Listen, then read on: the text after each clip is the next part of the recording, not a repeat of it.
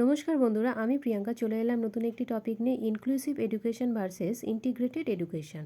Integrated education কি না, বিশেষ চাহিদা সম্পন্ন শিক্ষার্থীরা সাধারণ স্কুলে ভর্তি হয়, কিন্তু তাদের জন্য আলাদা সাপোর্ট সিস্টেম বা তাদের চাহিদা অনুযায়ী বিশেষ শিক্ষণ পদ্ধতির ব্যবস্থা থাকে না। যার ফলে কি হয়, তাদেরকে ওই প্রচলিত শিক্ষা ব্যবস্থার সাথে নিজেদেরকে মানিয়ে নিতে হয় বা খাপ খাইয়ে নিতে হয়। ইনক্লুসিভ এডুকেশন কি না, এখানে সমস্ত শিক্ষার্থী অর্থাৎ সাধারণ ও বিশেষ চাহিদা সম্পন্ন শিক্ষার্থী একই ক্লাসে একই সাথে পড়াশোনা করে। স্কুলের পরিবেশ ও শিক্ষণ পদ্ধতি, পাঠ্যক্রম, শিক্ষক এমনভাবে সাজানো হয় যাতে সবাই সমান সুযোগ পায় এবং সক্রিয়ভাবে অংশগ্রহণ করতে পারে।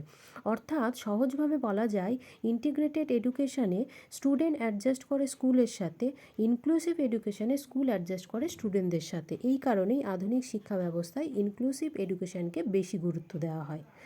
ভালো লাগলে কমেন্ট করো, জানিও, লাইক করো, শেয়ার করো আর অবশ্যই সাবস্ক্রাইব করো। Thank you.